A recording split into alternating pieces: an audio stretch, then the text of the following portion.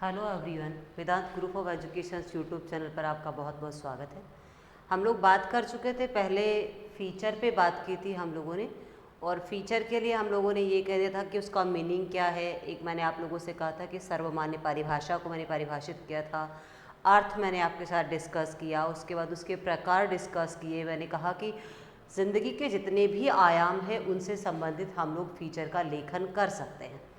तो हम लोगों ने तकरीबन 13-14 फ़ीचर के प्रकारों की चर्चा की। उसके बाद हम लोग आए थे कि फ़ीचर जो रचना है उसकी रचना हम लोग कैसे करते हैं, उसका लेखन कैसे करते हैं, उनमें किन किन बातों का ध्यान रखना आवश्यक होता है। तो उसके ऊपर हम लोगों ने चर्चा कर ली। हम लोगों ने कहा था कि उसमें 4 बातें, हमें विशेष रूप से 5 बातें ज़रूरी हैं कि फ़ीचर को हमें लिखते समय किन किन बातों का ध्यान रखना है। उसके बाद हम लोगों ने कहा था कि फ़ीचर की आगे की चर्चा हम अगली क्लास में करेंगे, सो आज कर रहे हैं फ़ीचर और लेख में क्या अंतर है। तो चूँकि फ़ीचर को हम लोगों ने वैसे कर दिया और हम लोग ये कह रहे हैं कि फ़ीचर और विभिन्न प्रकार के इलेक्ट्रॉनिक मीडिया के लिए लेख लिखे जाते हैं, तो प्रश्न यही उठता है कि जब लेख लिखे जा रहे थे तो फ़ीचर की क्या आवश्यकता थी। तो हम लोग कह रहे हैं कि फ़ीचर और लेख में बहुत अंतर है, और कई बार एग्जामिनर इसके ऊपर ऐसे अंतर पे क्वेश्चन पूछ लेता है। तो क्या अंतर है वही बात कर लें। तो फ़ीचर और लेख में कुछ अंतर जो है वो इस प्रकार है कि फ़ीचर जो है वो किसी भी एक घटना का अध्ययन जो होता है वो कैसा वर्णन है, मैंने कहा था मनोरंजक वर्णन, रुचिपरक वर्णन होता है और विशद वर्णन होता है। जबकि लेख में क्या होता है, गहन वर्णन होता है। किसी भी घटना का गहराई से तथ्यात्मक वर्णन किया जाता है, उसको हम लोग लेख कहते हैं। ये तो इसमें बेसिक अंतर है, क्योंकि ये गंभीर रचना है जबकि ये रचना कैसी है, मनोरंजक रचना है, रुचिपरक रचना है। ये इसमें पहला अंतर है। ये एक तरीके का गद्य गीत है, तो लेख एक प्रकार की क्या है, एक ऐसी गंभीर रचना है जिसके माध्यम से पाठक के दिमाग को प्रभावित किया जाता है, जबकि फ़ीचर के माध्यम से दिल को प्रभावित किया जाता है। यानी ये इसमें सॉफ्ट जो जितने भी मानव की भावुक पहलू होता है उसके ऊपर विशेष रूप से बल दिया जाता है, जबकि लेख जो होता है उसमें हमेशा गंभीर और दिमागी स्तर पर सोचने जैसी प्रक्रिया पर ज़्यादा बल दिया जाता है। और अंतर की अगर हम लोग बात करते हैं तो इसमें कुछ अंतर और भी हैं, जो इस प्रकार है कि आपका जो फ़ीचर होता है वो किसी भी घटना, जो समसामयिक घटना होती है उसके किसी एक पहलू को छूता है, जबकि लेख में ऐसा नहीं होता है। लेख किसी भी घटना के तमाम पहलुओं को छूता है, मतलब उसके समग्र जानकारी हमारे समक्ष प्रस्तुत करता है। तो ये कुछ अंतर हैं। पहला अंतर हो गया कि फ़ीचर कैसी रचना है, फ़ीचर मनोरंजक रचना है, रुचिपरक रचना है, जो पाठक को अपने लिए, अपने खुद को पढ़ने के लिए बांध के रखती है। जबकि लेख रचना कैसी, गंभीर रचना है।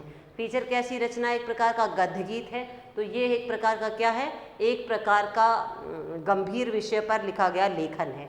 ये हम लोग कह रहे हैं फ़ीचर जो है वो क्या है, एक तरीके से एक प्रकार की, मैंने कहा था कि मन को प्रभावित करती है, जबकि लेख हमेशा व्यक्ति के दिमाग को प्रभावित करता है।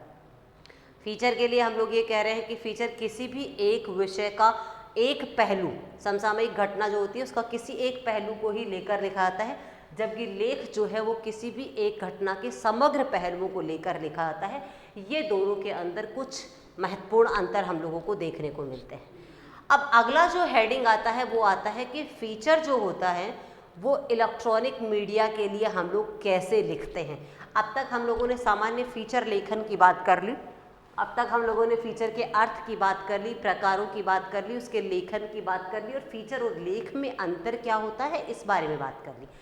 और अगली हेडिंग पे हम लोग बात करते हैं कि इलेक्ट्रॉनिक मीडिया के लिए, चूँकि हम लोग यहाँ पर विविध प्रकार के लेखन में पढ़ ही ये रहे हैं कि इलेक्ट्रॉनिक मीडिया के लिए जो विभिन्न प्रकार की विधाएँ लिखी जा रही हैं उसमें से फ़ीचर एक है। तो वो इलेक्ट्रॉनिक मीडिया जिसमें हम लोग फ़ीचर का प्रयोग करते हैं उसमें लेखन कैसे किया जाता है उस पर बातचीत करेंगे। तो फ़ीचर का इलेक्ट्रॉनिक मीडिया के लिए लेखन कैसे होता है,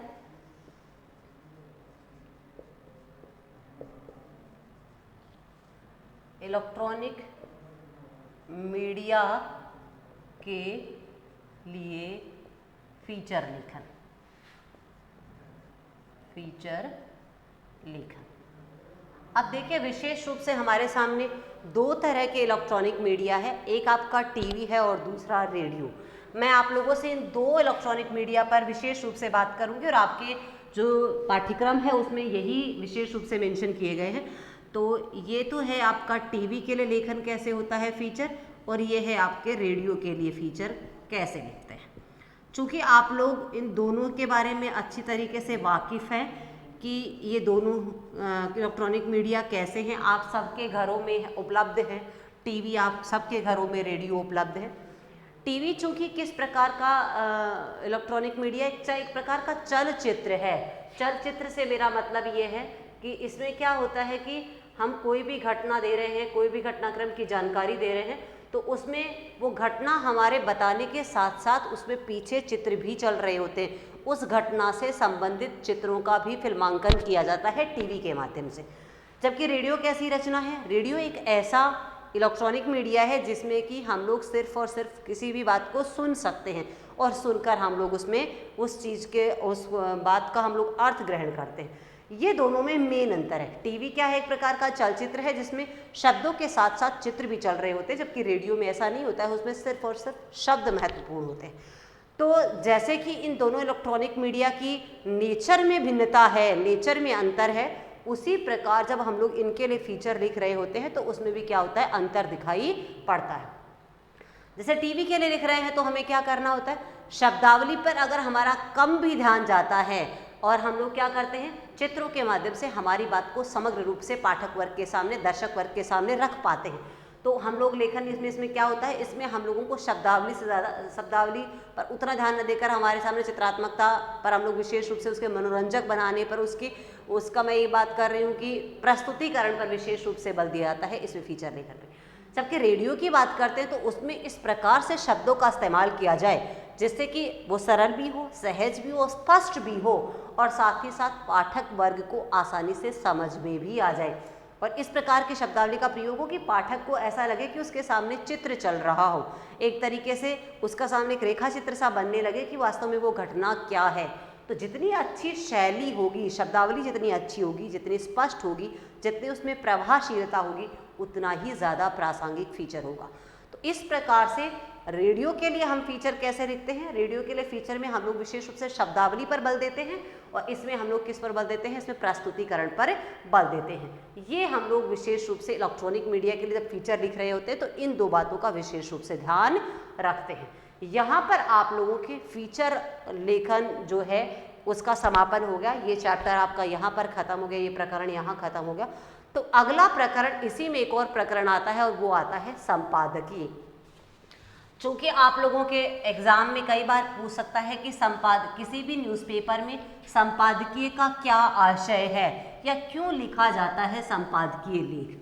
आप सभी बचपन से ही न्यूज़पेपर देखते आ रहे हैं, ऐसा नहीं है कि आप न्यूज़पेपर को कभी आपने देखा नहीं है।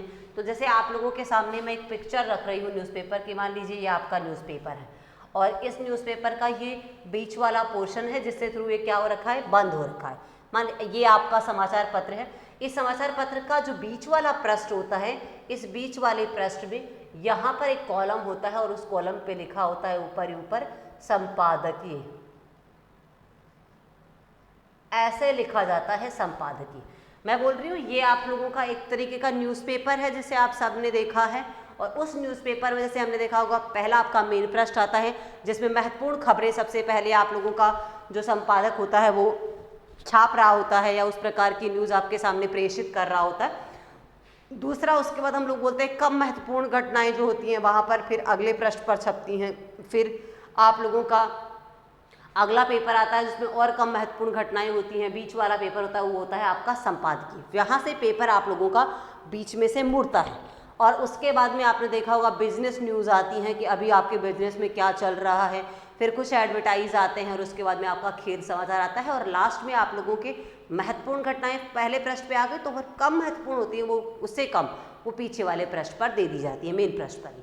तो ये आप लोगों का संपादक का ऐसा कुछ ढांचा होता है, उसमें आपका संपादकीय बीच में लिखा आता है। अब प्रश्न उठता है कि क्या ज़रूरत आ जाती है संपादकीय लिखने की, जबकि आपने टीवी के लिए लेख लिख दिया, आपने रेडियो के लिए लेख लिख दिया, आपने फीचर लेखन करवा दिया और विभिन्न प्रकार के लेख और आलेख समय समय पर प्रकाशित होते रहते हैं, तो फिर संपादकीय की क्या आवश्यकता है। बेशक संपादकीय की आवश्यकता होती है क्योंकि आपको पता है हमारे सराउंडिंग वातावरण में, हमारे आसपास के वातावरण में बहुत सारी घटनाएं कई बार घटित होती हैं जिसपे कि विचार व्यक्त किया जाना, वैचारिक स्तर पर वो पाठक वर्ग को भी काफ़ी झकझोर के रख देती है, और जो आपके न्यूज़ का छापने वाला संपादक है उसको भी वो काफ़ी हद तक झकझोर कर रखती है। उसको लगता है कि इस पर विचार व्यक्त करना ज़रूरी है, पाठकों को इस विषय से रूबरू कराना ज़रूरी है, तो वो संपादकीय लेख लिखता है। जैसे हम लोग ये कह रहे हैं कि अभी राजस्थान की राजनीति में काफ़ी उतार चढ़ाव हुए, तो बहुत सारे न्यूज़ एडिटर्स को ये लगा कि इस पे छपना चाहिए, जनता की राय लेनी चाहिए कि क्या इस तरीके की राजनीतिक उथल पुथल का क्या प्रभाव पड़ने वाला है राजस्थान की प्रगति पर, और क्या होने वाला है, आगे की राजनीति कैसी रहने वाली है। तो ऐसे जो विषय आते हैं, ज्वलंत विषय आते हैं, उन ज्वलंत विषयों पर संपादक अपने विचारों को पाठक वर्ग के सामने प्रस्तुत करने के लिए हमेशा संपादकीय लेख लिखता है। और इसके अलावा हमने देखा होगा संपादकीय लेख लिखने का उद्देश्य ये भी होता है कि पाठक वर्ग को न केवल अपने विचारों से परिचित कराना, बल्कि पाठक वर्ग के विचारों को जानना भी, कि पाठक वर्ग क्या सोचता है उस मुद्दे को लेकर, कि जो मुद्दा चल रहा है उस मुद्दे का क्या वास्तव में प्रासंगिकता है, या उसके क्या सकारात्मक पहलू हैं, क्या नकारात्मक पहलू है, ये जानना भी उसका उद्देश्य होता है।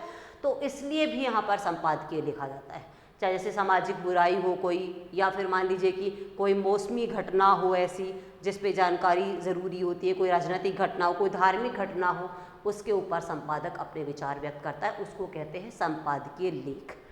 अब देखिए, जैसे मैंने आप लोगों से कहा था कि फीचर के लिए भी हम लोग कुछ नियमों की बात करते हैं कि नियम ज़रूरी होते हैं, हमें ध्यान रखना चाहिए कि हम लोगों को संपादक इन्हीं नियमों में रहकर ही फीचर लिखते हैं। उसी प्रकार संपादकीय के लिए भी कुछ नियम हम लोग सामान्यतः देखने को मिलता है कि उन नियमों को ध्यान में रखकर ही संपादक जो है वो संपादकीय लेख लिखता है। पर उससे पहले मैं आप लोगों से बात करूं, जैसे मैंने उसमें भी प्रकारों की बात की थी, हालांकि इसमें वैसे कोई प्रकारों का वर्गीकरण तो नहीं किया गया, लेकिन मुख्य रूप से दो प्रकार के संपादकीय हम लोग देखते हैं।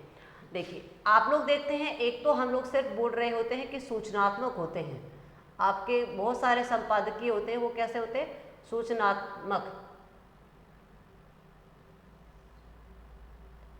और दूसरे होते हैं बहस वाले। ये दो प्रकार के संपादकीय हम लोग बात कर रहे हैं कि हमें देखने को मिलते हैं। अब सूचनात्मक से क्या मतलब होता है, जैसे मान लीजिए कि अभी बहुत ज़्यादा गर्मी हो गई है, बाढ़ की स्थिति उत्पन्न हो गई है, या फिर आप मान लीजिए कि अभी कोविड-19 जो अभी ज्वलंत विषय है वर्तमान समय का, मान लीजिए कि यही है अभी, तो इसमें सूचना देना, जानकारी देना कि आपका समाज जो है, समाज में रहने वाले जो पाठक हैं वो क्या रहे, सचेत रहे, जागरूक रहे कि इस घटना से उनको कैसे अपने आप को बचाना है, कैसे उसको अपने आप को उस घटना से वाकिफ़ रहना है कि हम लोगों को क्या करना चाहिए जिससे कि हम लोग उसे बचे भी रह सकें, और प्लस हम लोग उस समस्या को कैसे उसका निराकरण कर पाएँ।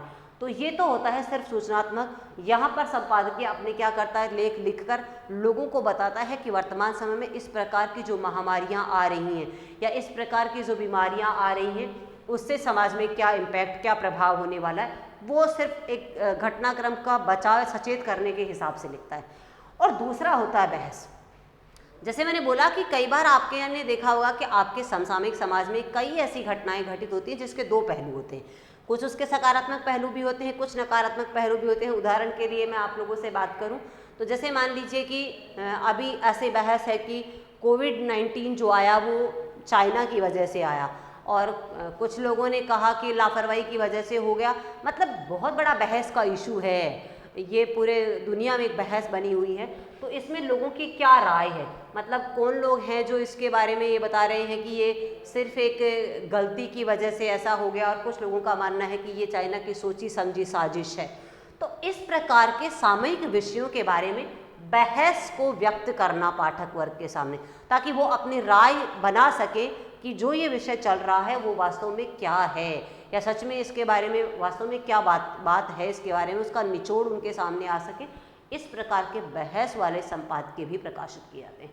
ये दो तरीके के हम लोग इसको प्रकार तो मैं नहीं कह रही हूँ, पर मैं ये कह सकती हूँ कि इस प्रकार के नेचर हम लोगों को नज़र आते हैं। संपादकीय लिखने वाले लेख कई बार आप पढ़ते हैं तो दो तरीके के लेख आपको देखने को मिलेंगे। तो एक तो होता है सिर्फ आपके पाठक वर्ग को सूचना देना, और दूसरे में बहस जो होती है उसको प्रकाशित करना, ताकि उसके सकारात्मक और नकारात्मक पहलू से क्या हो सके, दर्शक वर्ग रूबरू हो सके। अब अगला प्रश्न आता है, और वो आता है आप लोगों के कि संपादकीय जब हम लोग लिख रहे होते हैं तो किन बातों का ध्यान रखें। जैसे मैंने कहा था कि फीचर अपने आप में क्या है, काफ़ी वृहद और व्यापक रचना है, काफ़ी व्यापक क्षेत्र है ये, तो इसको हम लोग ये नहीं कह सकते कि उसको सीमाबद्ध कर सके। वैसे ही संपादकीय का भी अपना विषय क्या है, काफ़ी वृहद है, काफ़ी व्यापक है, विशद है, उसको भी कुछ किसी नियम में बांधना संभव नहीं है। लेकिन फिर भी किसी भी रचना को लिखने के लिए मैंने पहले भी कहा था कि नियम कानून हमेशा आवश्यक होते हैं। उसी प्रकार संपादकीय में भी 5 तरीके के कुछ नियम हैं, साधारण नियम है जो निकल के आते हैं कि उनको संपादकीय लिखने से पहले हमें इन बातों का ध्यान रखना आवश्यक है। जैसे मैं पहली बात कह रही हूँ आप लोगों से, विषय का चयन। कभी भी संपादकीय लिखते हैं उसमें सबसे पहले विषय का चयन महत्वपूर्ण होता है। विषय का चयन मतलब ऐसा नहीं है कि समसामयिक समाज में कोई एक घटनाक्रम घटित होता है, बहुत सारी घटनाएं घटित होती हैं, पर हमें तय करना है कि कौन सी घटना ज़्यादा महत्वपूर्ण है, कौन सी घटना ऐसी है जिसको कि हमें हमारे समाज को से परिचित कराना ज़रूरी है। तो सबसे पहले हमें विषय का चयन बहुत सावधानी पूर्वक करना ज़रूरी होता है, मतलब संपादकों कि हम लोग कौन से ऐसे विषय पर चर्चा करें जिससे कि पाठक वर्ग को वास्तव में फ़ायदा होगा, या उस पर बहस छापना ज़रूरी है, या उस पर संपादकीय को प्रकाशित करना ज़रूरी है। तो सबसे पहले हमें विषय का चयन बहुत ही सुचारू रूप से जागरूक होकर, सचेत होकर चयन करना चाहिए। फिर दूसरा इसमें विषय आता है, और वो दूसरा नियम आता है, वो होता है विषयानुरूप सामग्री का चयन। विषयानुरूप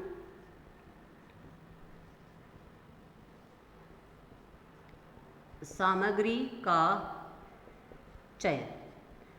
आपने ठीक है, आपने समसामयिक समय में घटी किसी घटना को चयनित कर लिया संपादकीय लिखने के हिसाब से, तो उसी के हिसाब से हमें सामग्री एकत्रित करनी होगी। जैसे मैंने फीचर के लिए आप लोगों से कहा था कि प्रामाणिक संग्रहों से क्या लेने हैं, तथ्य लेने हैं, ठीक उसी प्रकार संपादकीय लिखने में भी इस बात का महत्वपूर्ण भूमिका रहती है, इस बात की कि हमें क्या करना है, विषय के अनुरूप प्रामाणिक स्रोतों से सामग्री का संकलन करना है, ताकि जब हम संपादकीय लिखें तो पाठक वर्ग को लगे कि सच में वो विचार आया है, उसमें कुछ उसकी प्रासंगिकता है, या उसके पाठक वर्ग के लिए उसका कोई उपयोग है। और तीसरा इसमें बिंदु है, और वो है विषय प्रवेश एवं विस्तार, जिसको मैंने वहाँ प्रस्तुतिकरण कहा था, वो है यहाँ पर विषय प्रवेश या प्रस्तुतिकरण इसको बोल रहे हैं। इसमें विषय प्रवेश या हम लोग इसको विस्तार भी कह सकते हैं। मतलब हम लोग घटनाक्रम को कैसे प्रेषित करें, कैसे पाठक वर्ग के सामने रखें, ये भी महत्वपूर्ण है। आपको पता है कि कौन सी ऐसी मतलब कैसे हमें उसकी शुरुआत करनी है, मध्य में हम लोगों को किस प्रकार की जानकारी देनी है, और अंत में हम लोग उसका कैसे निचोड़ निकाल के लाएं। तो हमारा प्रस्तुतिकरण जो है, हमारा जो विस्तार जो है, वो महत्वपूर्ण होता है कि हम लोग किसी भी संपादकीय को किस प्रकार से पाठक वर्ग के सामने रखें। तो विषय में प्रवेश भी हमें जब करें तो हमें उसका विशेष रूप से सही ढंग से चयन किया जाना चाहिए। और अगला है विषय का निष्कर्ष। हम लोग बोल रहे हैं कि जब आप किसी भी घटनाक्रम की जानकारी संपादकीय के रूप में दे रहे हैं, तो उसमें हम लोगों को ये भी ध्यान रखना है कि हमें विषय का निष्कर्ष बताना है कि हम लोग जो भी घटनाक्रम प्रेषित कर रहे हैं, या जो भी घटनाक्रम के बारे में हम जानकारी दे रहे हैं, तो उसका उद्देश्य क्या है, मतलब उसका निष्कर्ष, उसका निचोड़ पाठक वर्ग के सामने आना चाहिए, जिससे पाठक वर्ग लाभान्वित हो सके कि उस घटना के बारे में। और लास्ट है आपका, हालांकि इसको आप लोग पहला पॉइंट भी बता सकते हैं और लास्ट भी बता सकते हैं, आपके राजस्थान बोर्ड के बुक्स में इसको लास्ट बताया गया। ये है आपका शीर्षक, जिसको आप टाइटल कह रहे हैं, इसको आमुख कह रहे हैं। और शीर्षक में होता है कि आप जितना प्रभावी शीर्षक का चयन करते हैं, उतना ही आपका पाठक आकर्षित होगा उस घटनाक्रम को, संपादकीय को पढ़ने के लिए। तो आपका टाइटल इम्पॉर्टेंट है कि आप शीर्षक को कितना संजीदा शब्दों का इस्तेमाल करते हैं उसमें, और उसको कितना प्रभावी टाइटल दे सकते हैं, आमुख दे सकते हैं, जिससे कि पाठक वर्ग उसको पढ़े। ये है संपादकीय के लिए कुछ नियम जिनको ध्यान में रखना ज़रूरी है। और लास्ट में मैं बात करूँगी वो है कि संपादकीय जो हैं, ये तो हम लोगों ने इसमें बात कर ली। अब होता है कि संपादकीय ने अपना लेख लिख दिया, अपना आलेख लिख दिया। अब कई बार आपका जो रीडर वर्ग है, पाठक वर्ग है, उसको लगता है कि हम भी क्या करवाएं, हमारे विचारों से वाकिफ करवाएं। किसको? न्यूज़ के एडिटर को, न्यूज़ के संपादक को, समाचार के संपादक को हम परिचित करवाएं कि आप जो न्यूज़ लिख रहे हैं वो किस प्रकार की न्यूज़ लिख रहे हैं, या आपकी प्रशंसनीय है, आपका सराहनीय कार्य है, अगर वो है तो आप उससे वाकिफ़ करवाएं। कई बार आपको शिकायत करनी होती है कि आपने समाज के इस पहलू पर कम ध्यान दिया, या फिर कई बार होता है कि आप लोग किसी भी घटनाक्रम के आप हमेशा नकारात्मक न्यूज़ ही प्रकाशित करते हैं। अगर ऐसा कुछ भी होता है तो भी संपादक के नाम पत्र लिखा जाता है। और जब ये संपादक के नाम पत्र लिखा आता है, ये आम पाठक वर्ग इसको लिखता है आपके न्यूज़ समाचार के जो संपादक है उसको परिचित कराने के लिए। हालांकि ऐसा कोई ज़रूरी नहीं है कि संपादक के नाम जो पत्र किसी ने लिखा है तो संपादक उससे कंसर्न रखे, मतलब ज़रूरी नहीं है कि वो उसे सहमत हो, पर चूंकि राय है पाठक वर्ग की तो वो प्रकाशित अपने न्यूज़ में उसको प्रकाशित करके और पाठक वर्ग को परिचित करा सकता है कि आपके अन्य पाठकों के क्या विचार आ रहे हैं, या क्या उनके व्यूज़ हैं, क्या उनके इशू हैं जिस पे वो चाहते हैं कि इन घटनाक्रमों को भी प्रकाशित किया जाना चाहिए। तो ये अपने न्यूज़पेपर से उनको छाप कर भी वो क्या करवा सकता है, पाठक वर्ग को अन्य पाठकों को भी परिचित करा सकता है। अब कैसे लिखते हैं संपादक के नाम पत्र? तो हम लोग ये कह रहे होते हैं कि कई बार आपने देखा होगा न्यूज़ संपादक होता है वो अपने समाचार में समाज के घटनाक्रमों की लगभग जानकारी देने का प्रयास करता है, पर आपको पता है कि सारे पाठक वर्ग के हिसाब से जानकारी दें ये संभव नहीं हो सकता उसके लिए, क्योंकि पाठक वर्ग का तबका बड़ा वृहद होता है और इतने बड़े तबके के हिसाब से वो 100% खरा उतर जाए ये संभव नहीं है। कई बार उससे भी बहुत सारे पहलू छूट जाते हैं, तो या फिर कई बार ऐसा होता है कि वो किसी एक दृष्टिकोण पर अपना व्यू रख नहीं पाता, या कई बार उसका ध्यान नहीं जा पाता। ऐसी स्थिति में आम पाठक जो है वो संपादक के नाम पत्र लिखता है। तो वो पत्र लिख रहा है संपादक के नाम पत्र, संपादक के नाम पत्र, संपादक के नाम पत्र लिखता है। तो इसमें क्या होता है कि वो जो पाठक ये लिख रहा है पत्र वो क्या करवाता है, आपके संपादक को परिचित करवाता है। उदाहरण के लिए मैं आप लोगों से बात करूंगी कि आपने देखा होगा राजस्थान पत्रिका आपने पढ़ा, आपने दैनिक भास्कर पढ़ा, और आप लोग पढ़ते हैं कि उसमें समाज के समसामयिक जितनी भी घटनाएं घटित होती हैं उन घटनाओं के बारे में जानकारियाँ न्यूज़पेपर के माध्यम से हम लोग अगली सुबह उसको पढ़ते हैं। तो कई बार आपने देखा होगा कि हमेशा ही एक्सीडेंट की घटनाएं हैं, दुर्घटनाएं हैं, कई बार रेप केस की घटनाएं हैं। इस तरीके के घटनाक्रम पर संपादक बहुत सारी न्यूज़ें छापता है, कंटिन्यूअस न्यूज़ें छापता है। इससे क्या होता है, कई बार पाठक वर्ग को लगता है कि क्या न्यूज़ वालों के पास और कोई न्यूज़ नहीं है, ये सिर्फ 2 ही घटनाएं हैं जिनके बारे में बार बार से अपने समाचार प्रकाशित करते रहते हैं।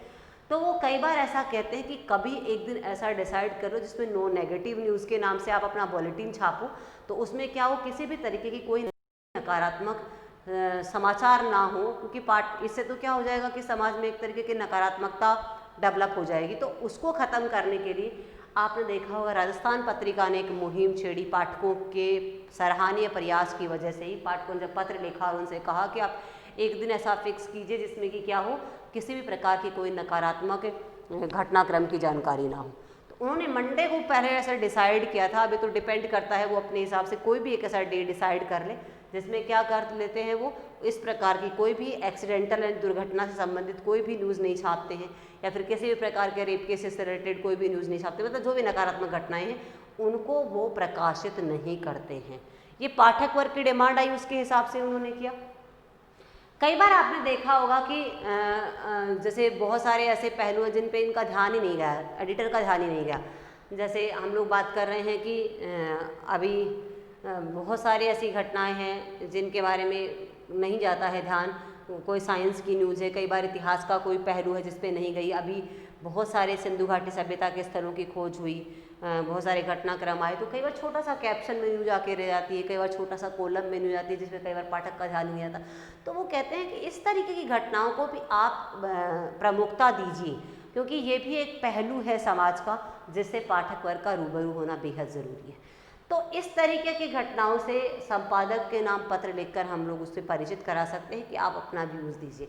कई बार आपने देखा होगा कि अभी दिल्ली में JNU में बहुत सारी ऐसी घटनाएं घटी, JNU यूनिवर्सिटी में बहुत सारी ऐसी घटनाएं घटी, कुछ ने कहा छात्र हित में थी, कुछ ने कहा छात्र हित में नहीं थी। तो कई बार एडिटर से डिमांड की जाती है कि आप लोग इस बारे में न्यूज़ छापिए कि पॉलिटिशियन का एक्चुअल में चेहरा क्या है, या फिर इसमें सच्चाई क्या है, ऐसा कैसे घटनाएं क्यों हो रही हैं, क्या सच में स्टूडेंट्स उसका नाजायज़ फ़ायदा उठा रहे हैं पुराने स्टूडेंट, या फिर सच में ऐसा हो रहा है कि जो सच में ज़रूरतमंदों के लिए इतनी ही फीस होनी चाहिए JNU की।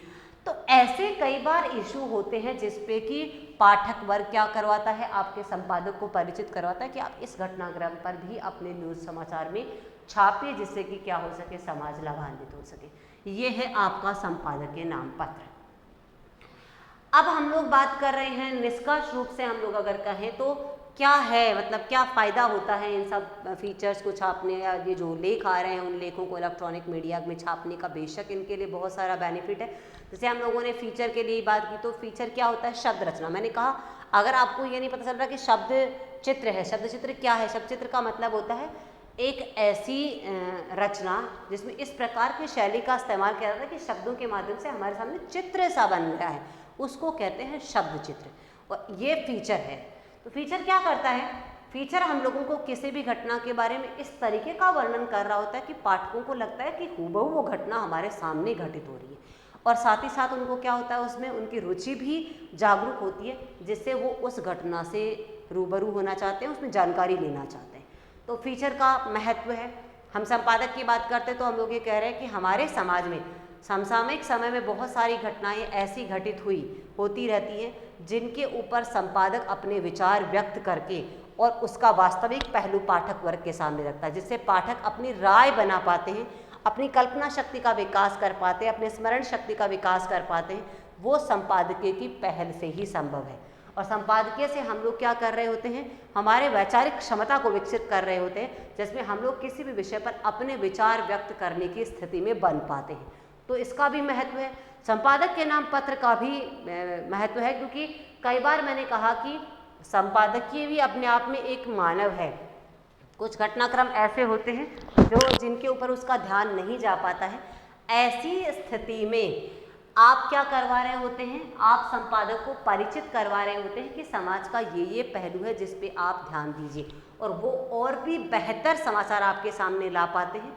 तो इसका भी महत्व है, किसकी दृष्टि से, सामाजिक दृष्टि से, संपादक की दृष्टि से, और साथ ही साथ पाठक वर्ग की दृष्टि से संपादकीय पत्रों का भी महत्व है।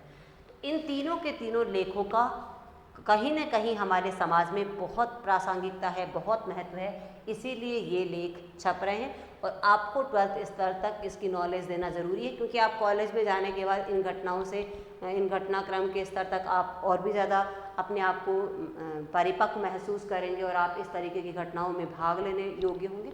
तो आपको स्कूलिंग स्तर पर इससे वाकिफ़ करवाया जाता है।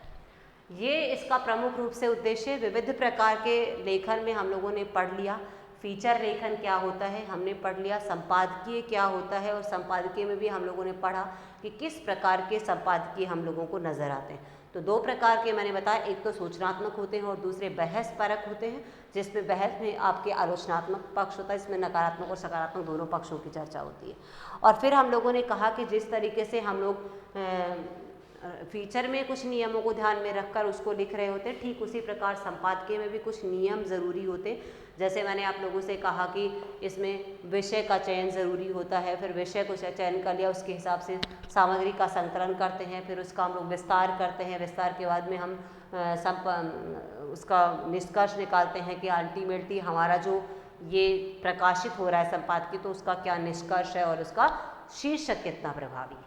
और लास्ट में हम लोग कह रहे हैं कि कई बार संपादक का बहुत सारे घटनाक्रमों पर ध्यान नहीं जा पाता है। ऐसी स्थिति में पाठक वर्ग उसको परिचित करवाता है कि आप इन घटनाक्रमों पर भी आप अपनी न्यूज़ प्रकाशित करिए।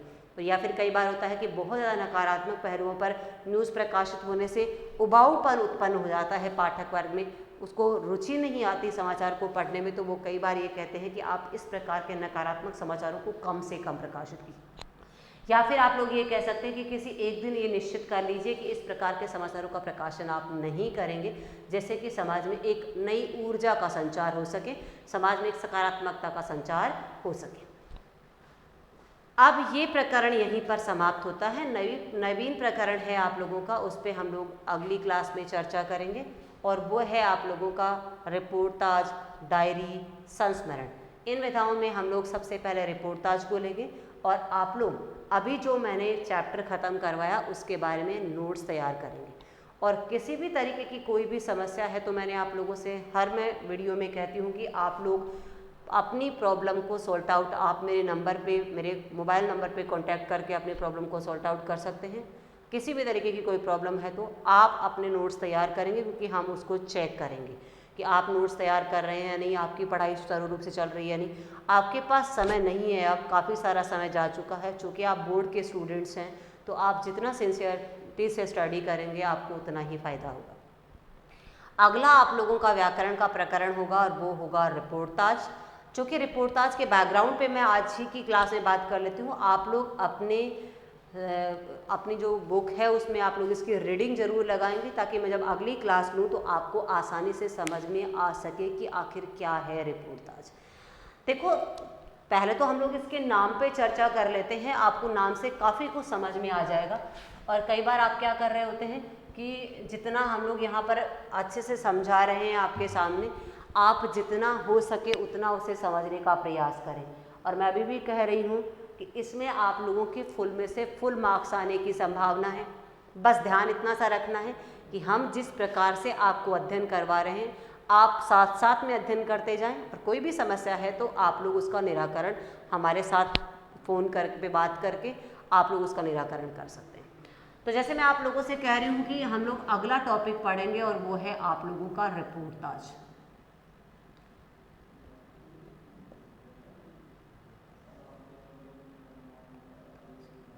रिपोर्टाज, देखिए, पता चल रहा है नाम से कि किसी भी घटना की रिपोर्टिंग करना ही क्या है, रिपोर्टाज।